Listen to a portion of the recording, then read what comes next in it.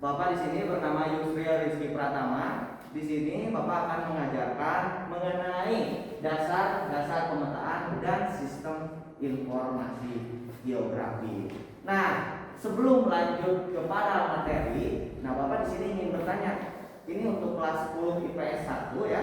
Kemarin Bu Winda, guru kalian sudah sampai mana mengajarkan materi terakhir? Sudah sampai penginderaan jauh? Terakhir? Baik. Nah, karena kemarin sudah dijelaskan mengenai dasar-dasar penginderaan jauh, di sini Bapak akan menjelaskan mengenai dasar-dasar pemetaan dan sistem informasi geografis. Tapi sebelum kita lanjut ke pembelajaran, alangkah baiknya kita berdoa terlebih dahulu. Berdoa di dalam hati dimulai. Berdoa dicukupkan. Baik, silakan ini digunakan ke slide berikutnya. Ya. Di sini anak-anak sekalian harus mengetahui kompetensi dasar terlebih dahulu. Apa sih yang akan kita pelajari pada pagi hari ini? Silakan. Nah, di sini yang pertama, memahami dasar-dasar pemetaan, penginderaan jauh, dan sistem informasi geografis. Yang kedua di sini ada membuat peta tematik. Nah, ini outputnya.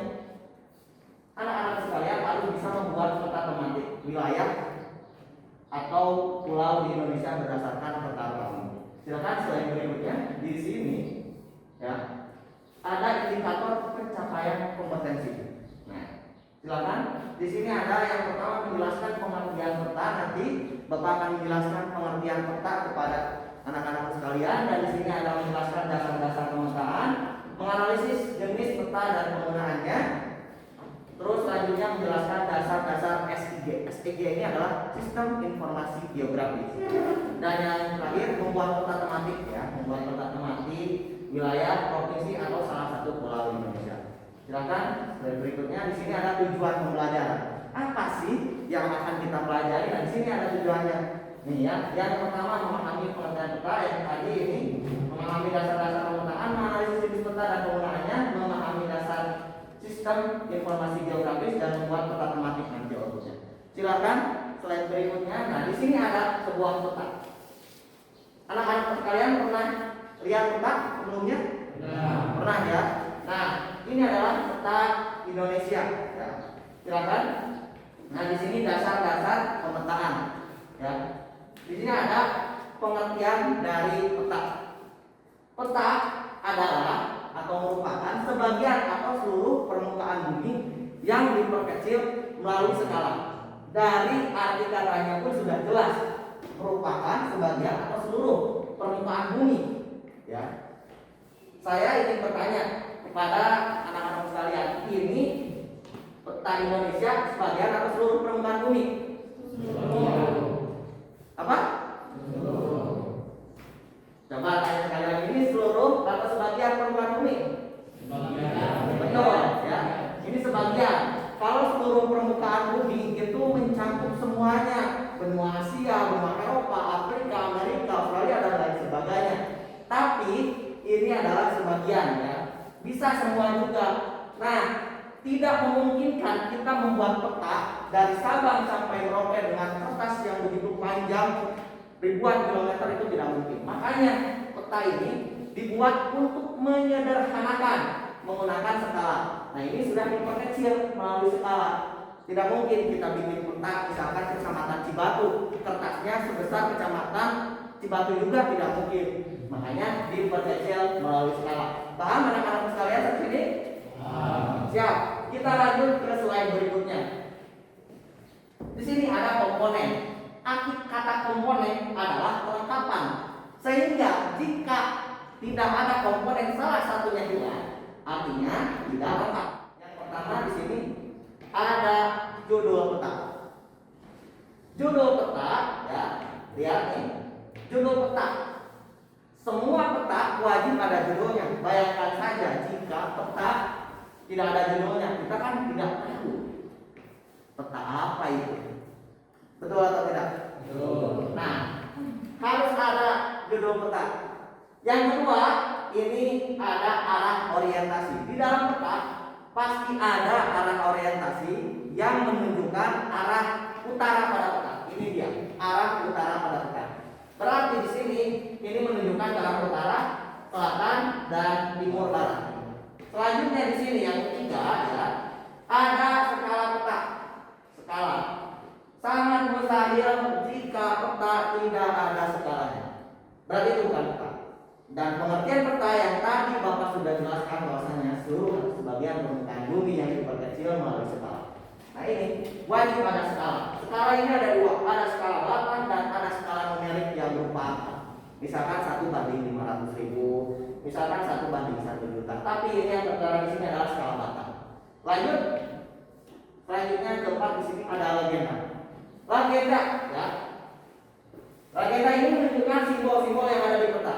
Misalkan dalam peta ini ada jalan raya, ada sungai, ada perairan, ada lautan, ada stasiun dan lain sebagainya. Itu dicantumkan di dalam legenda sehingga anak-anak sekalian bisa membaca peta tersebut dengan mudah. Paham? Baik, kita lanjut. Selanjutnya di sini ada peta inset. Peta inset ini adalah peta sisipan. Anak-anak sekalian dapat melihat ini adalah peta kecamatan Kuningan. Peta kecamatan Kuningan yang diarsir hijau dan ini merupakan peta provinsi Jawa Barat. Kuningannya diarsir. Nah ini yang dimaksud peta inset atau peta sisipan. Biar pembaca peta tahu, oh ternyata di sini loh lokasi kecamatan Kuningan, seperti itu. Lanjut di sini yang kelima ada sumber peta. Nah di sini anak-anak sekalian nanti Bapak akan tugaskan membuat peta dan itu harus ada sumbernya. Misalkan sumbernya dari Google Map, misalkan sumbernya dari Wikipedia atau Wikimedia atau Google Earth, citra satelit dan lain sebagainya. Harus dicantumkan di sini. Kalau tidak dicantumkan itu artinya peta yang adik-adik buat ini adalah plagiasi dan itu melanggar undang-undang tentunya. Selanjutnya, selain sumber peta, nah harus ada tahun pembuatan peta. Anak-anak sekalian, nanti Bapak akan tugaskan membuat peta. Harus dicantumkan petanya tahun 2021.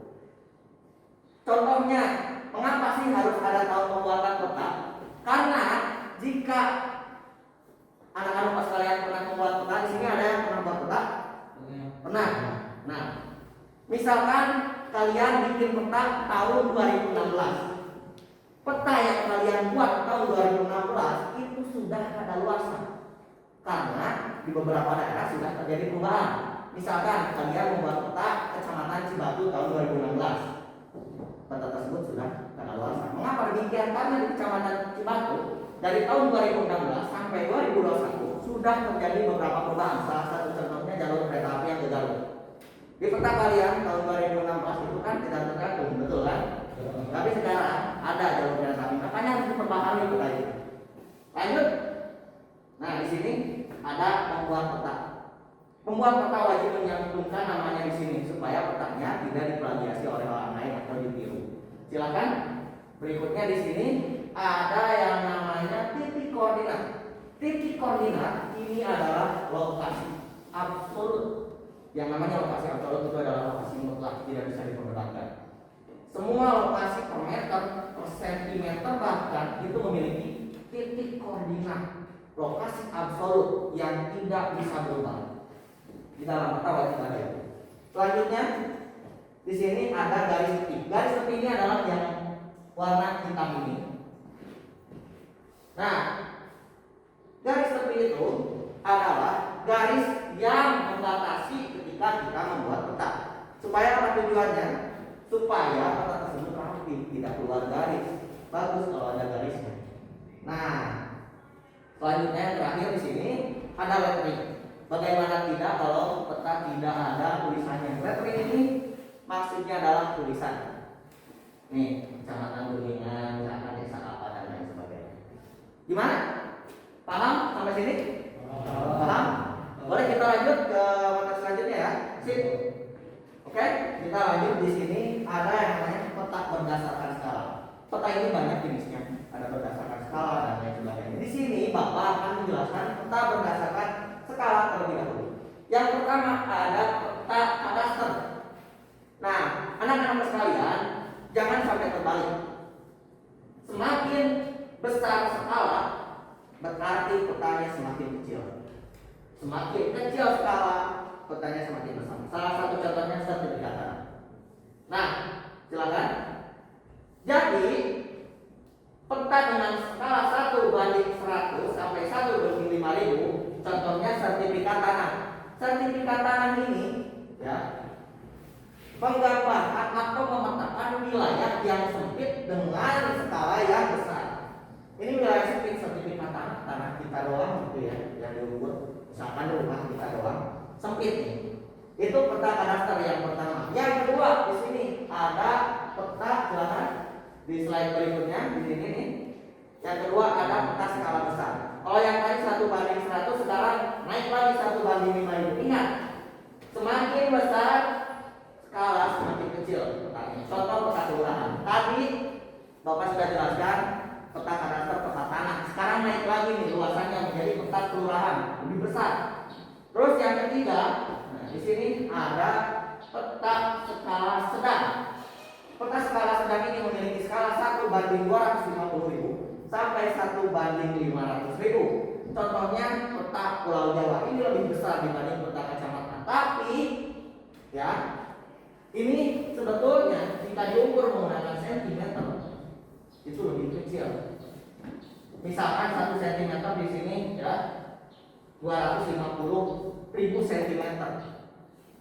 Berarti 1 cm ini di peta sama dengan 250.000 cm. Jadi 2,5 kg kalau kita ukur di peta. Lanjut. Di sini ada peta skala kecil. Tadi contohnya Pulau Jawa, sekarang contohnya negara Indonesia. Skalanya lihat 1/500.000 sampai 1/1 juta. Kalau kita ukur di sini 1 cm sama dengan 10 km yang ada di lapangan. Ini petanya mencakup wilayah yang besar di negara Indonesia. Ada Pak skala selanjutnya nih. Nomor 5, peta geografis. Lihat, petanya lebih besar nih, 1/1 juta ke atas. Misalkan ini peta dunia, yang tadi kan arti kata peta seluruh atau sebagian permukaan bumi. Kita akan lanjut di sini. Ada peta berdasarkan fisik. Nah, peta umum yang pertama. Silakan. Nah, ini peta umum. Anak-anak sekalian pernah lihat ini peta umum? Nah, ini peta umum. Ini menggambarkan segala sesuatu yang ada di permukaan bumi. Ada jalan, ada sungai, ada jalur kereta api, ada stasiun, ada terminal, dan lain sebagainya nampak di sini. Tapi yang kedua ada peta khusus. Peta khusus ini adalah peta yang menggambarkan satu penampakan saja. Kalau ini menggambarkan seluruhnya ada, kalau ini menggambarkan satu penampakan saja. Misalkan persebaran agama di Indonesia. Misalkan yang kedua persebaran penduduk, persebaran flora fauna. Dan ini hanya persebaran agama di Indonesia. Jadi kalau ini menggambarkan satu saja, oh jadi kita tahu persebaran agama Islam di mana, Kristen di mana. Gak tahu juga kan ada jalan di sini atau enggaknya, enggak tahu kan, karena memang ini hanya peta khusus yang menggambarkan satu fenomena, tapi kalau ini peta umum. Paham sampai sini anak-anak? Baik. Slide berikutnya, kita tadi sudah menjelaskan mengenai jenis-jenis peta, pengertian dan lain sebagainya. Di sini Bapak akan menjelaskan mengenai fungsi peta. Yang pertama, menunjukkan posisi atau lokasi. Dengan peta kita bakal tahu, oh di sini Bandung, oh di sini Kalimantan, oh di sini Sulawesi, oh di sini Papua. Seperti itu. Yang kedua, memperlihatkan ukuran dan luas daerah. Dengan melihat peta, misalkan peta Indonesia, anak-anak sekalian di sini bakal tahu, oh ternyata Pulau Jawa itu lebih kecil dibanding Pulau Kalimantan. Dan yang ketiga, memperlihatkan atau menggambarkan bentuk-bentuk pada permukaan bumi. Paling nanti di sini, oh ternyata Pulau Kalimantan itu yang ini bukan yang buka. Fungsi peta. Nanti Bapak akan share materinya kepada ketua kelas supaya ketua kelas bisa membagikannya ke teman-teman lain dan bisa dipelajarinya. Sampai sini ada yang ditanyakan atau sudah paham? Ada mana? Lanjut. Siap. Silakan dilanjut. Nah, di pertemuan sebelumnya kalian sudah belajar mengenai penginderaan jauh. Penginderaan jauh oleh Bu Ida. Di sini penginderaan jauh yaitu teknik dan teknik untuk memperoleh informasi objek dari jarak jauh tanpa kontak langsung dengan objek tersebut. Nah ini ya. Ada yang tahu ini di mana? Sekolah. Di mana? Sekolah mana? Manlima Garut, betul sekali ya. Ini sekolah Manlima Garut. Pengertian penginderaan jauh untuk memperoleh informasi objek dari jarak jauh. Jelas kan ini Manlima Garut? Ah, siapa namanya? Ramdan. Saya bertanya, ini apa? Lapang. Teh, ini apa? Sawah. Betul. Ini lapang, ini sawah. Kalau ini tahu nggak apa? Apa? Genteng atau pelangi, betul. Tidak salah, betul ya, betul. Nah, dengan melihat foto seperti ini, anak-anak sekalian sudah bisa nebak. Ini lapang, ini sawah, ini genteng. Jadi dengan penginderaan jauh tidak perlu kita datang ke sana untuk memastikan oh ini lapang, oh ini genteng, oh ini sawah. Tidak perlu kita jauh-jauh sana itu sawah. Dengan seperti ini saja. Tadi sengaja Bapak draw dulu nih untuk ditampilkan di sini biar anak-anak sekalian paham. Inilah foto udara. Baik. Ke slide berikutnya. Tadi Bapak sudah menjelaskan mengenai dasar-dasar pemetaan, dasar-dasar penginderaan jauh, dan dasar-dasar sistem informasi geografis. Dan di sini Bapak akan latihan. Tadi sudah dijelaskan ya, pengertian dari peta dan komponen-komponennya. Baik, yang pertama di sini ada apa? Ada yang tahu nggak ini? Tadi sudah disebutkan. Betul. Yang kedua di sini ada apa ini? Betul. Terus ini legenda, betul. Nah, sampai situ anak-anakku sekalian sudah paham mengenai komponen-komponen peta. Dan nanti ketika sudah di-share, anak-anak sekalian belajar lagi mengenai komponen-komponen peta. Karena jika komponen-komponen peta ini tidak ada, berarti peta yang dibuat itu tidak lengkap. Nanti kalian akan masuk lagi berarti di minggu selanjutnya ya, minggu selanjutnya lagi, 2 minggu yang akan datang. Oke, di sini Bapak akan menugaskan kalian semua untuk membuat peta. Komponen-komponennya ini harus ada mulai dari judul, arah orientasi, skala, legenda, peta inset, sumber nama, titik koordinat dan sebagainya. Itu harus ada semua. Jadi Bapak menugaskan kalian semua di sini untuk membuat peta. Yang pertama, peta Pulau Jawa. Peta Pulau Jawa, dan itu harus ada skalanya dan lain sebagainya. Peta Pulau Jawa dibuat di kertas HPS atau di buku gambar. Nanti dikumpulkan di minggu kalian ketika masuk sekolah. Paham sampai sini untuk mengenai tugas? Ada yang ditanyakan? Tugasnya Bapak kasih per kelompok. Satu kelas ini dibagi 2 kelompok supaya tidak keberatan dan kalian bisa saling berdiskusi. Ya, paham sampai sini? Baik. Oke, sudah dijelaskan tadi mengenai dasar-dasar penginderaan jauh, dasar-dasar pemetaan, dan dasar-dasar sistem informasi geografis. Mungkin itu saja yang bisa Bapak sampaikan. Kurang lebihnya mohon maaf jika ada kekurangan, dan nanti bisa ditanyakan langsung ke Bapak ya mengenai pelajaran geografi. Nanti akan dicantumkan nomornya. Terima kasih. Assalamualaikum warahmatullahi wabarakatuh.